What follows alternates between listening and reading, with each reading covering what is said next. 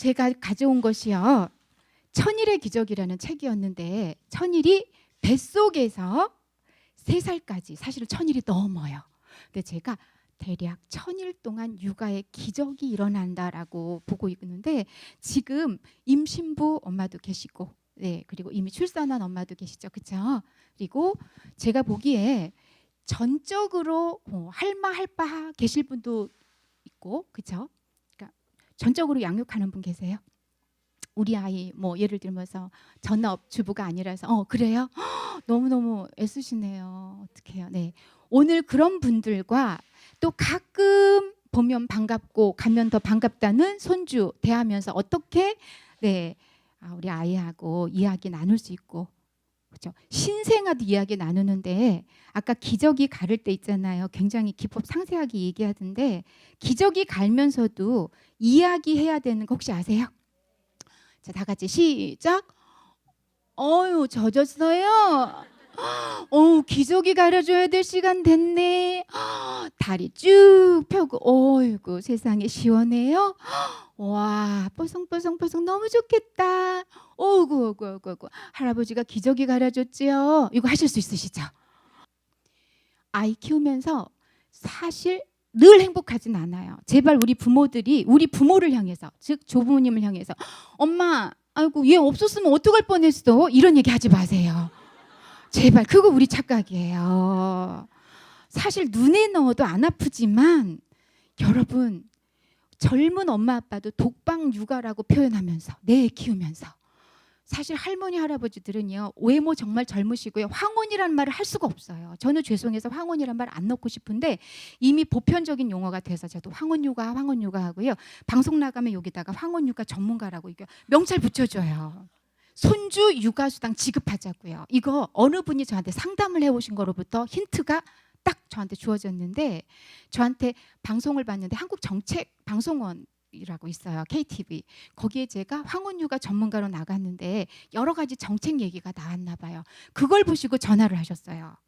박사님, 제가 서울시에 전화하고 철도청에 전화했는데 이러한 답이 왔다. 근데 제발 이런 부분들을 건의해달라고 하는데, 아이 돌보느라고 지방에서 서울로 올라오는데 차비가 만만치가 않대요. KTX 그 요금이.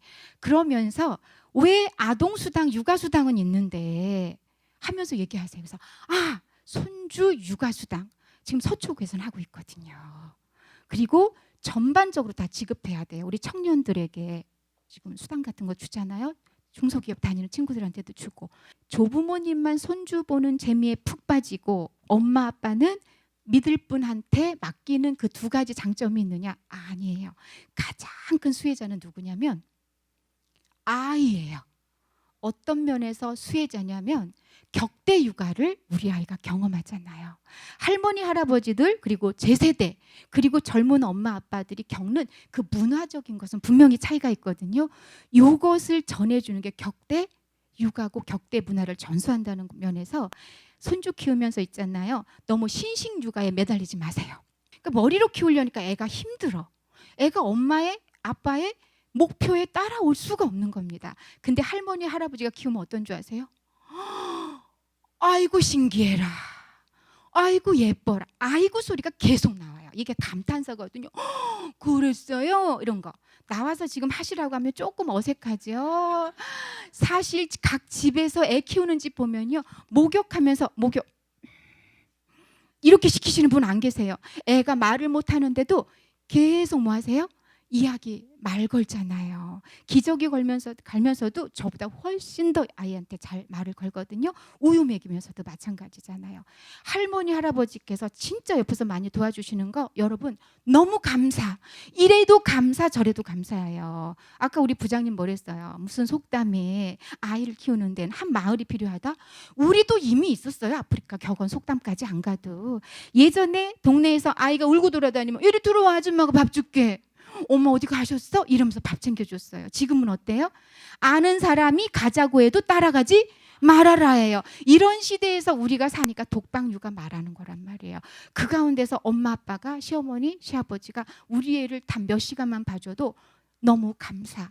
근데 처음엔 감사한데 나중에 욕심이 생긴대요. 이왕이면 잘 봐주시지 마, 이런 거. 사람 마음이 그렇거든요.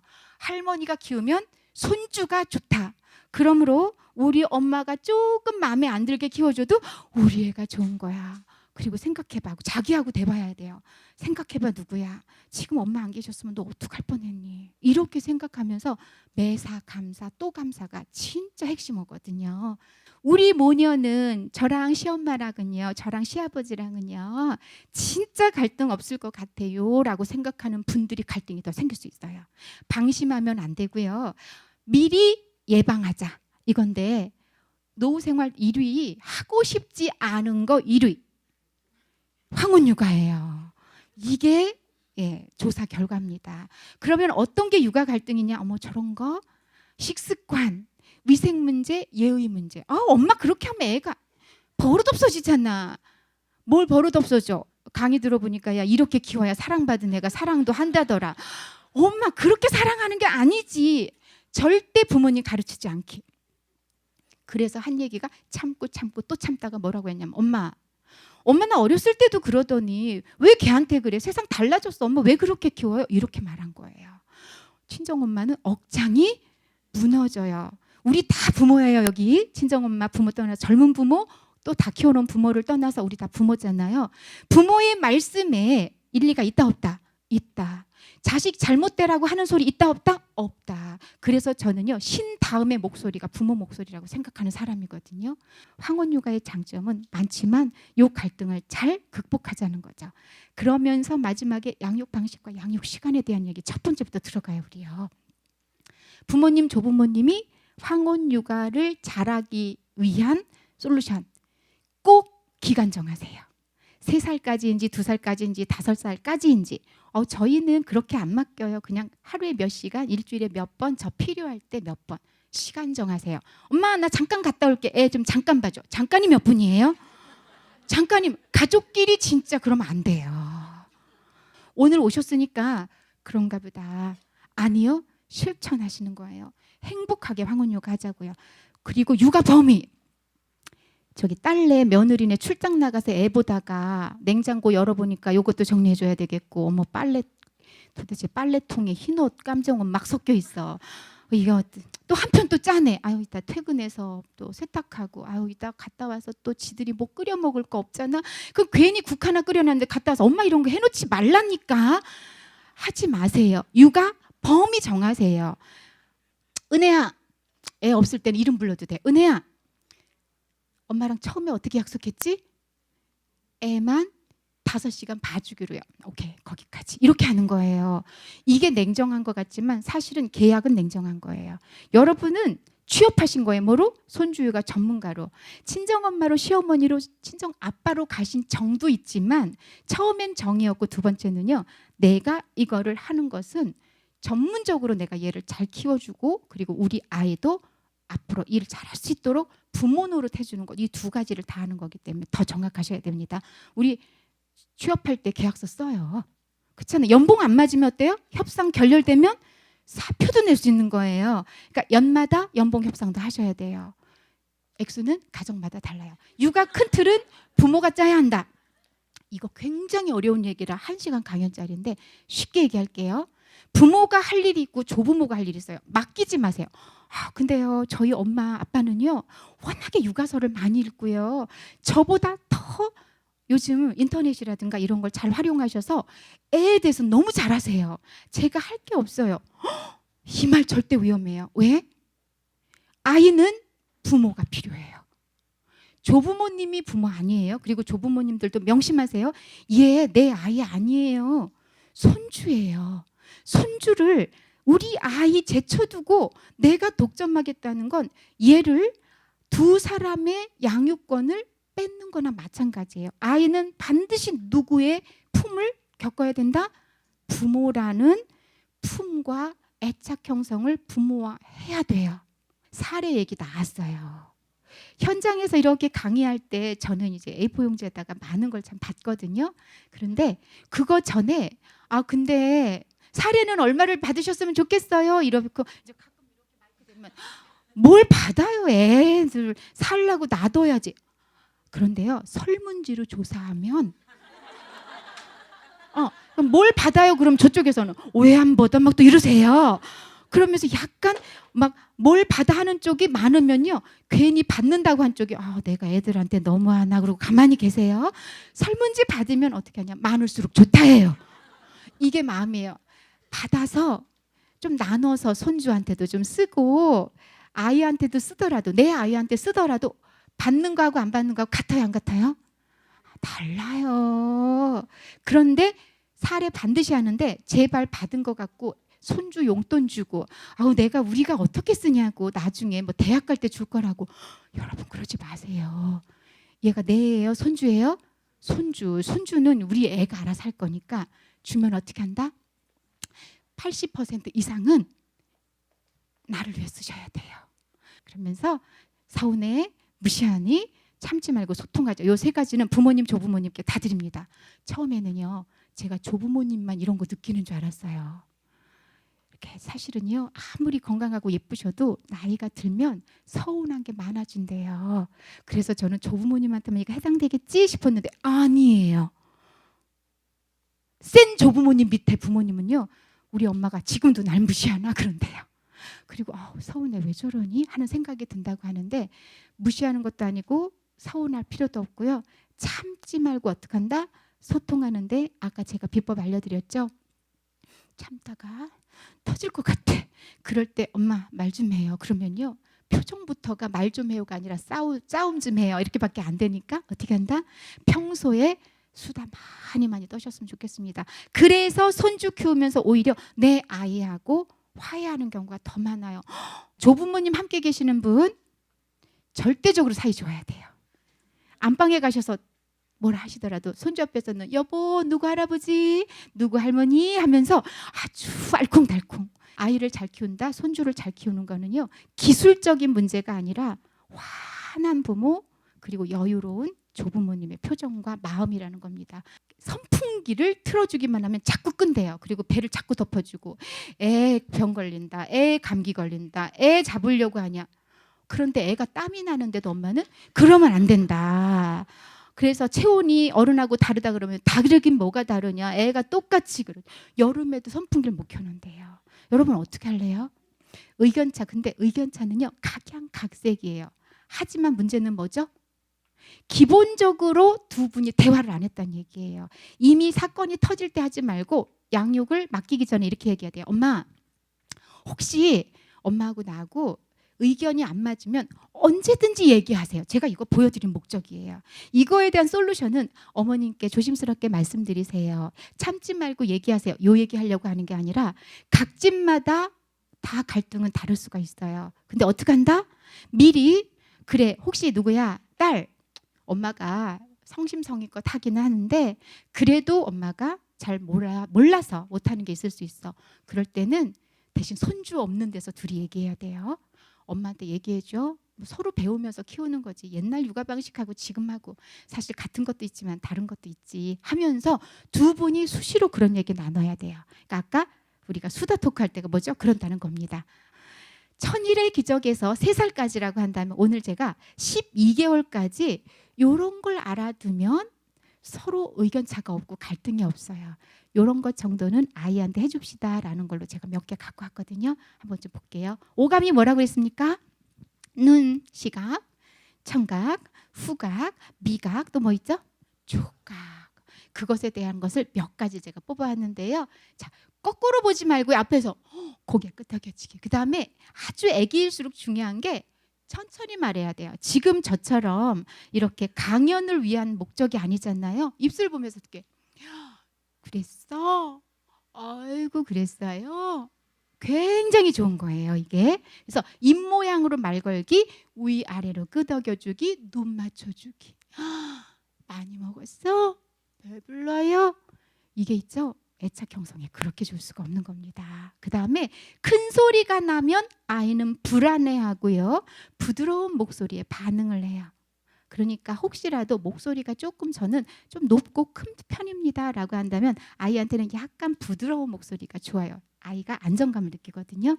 네, 그리고요. 그러니까 두 분이 의견차가 있을 때는 어디로 가신다? 애 없는 곳으로 가셔야 돼요. 그래야 예, 아이가 불안하지 않습니다.